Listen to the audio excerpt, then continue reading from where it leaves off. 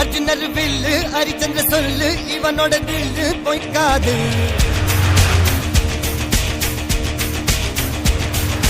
இதனைய கொல்லு இமயத்தை வெல்லு உனக்கு ஒரு எல்லை கிடையாது.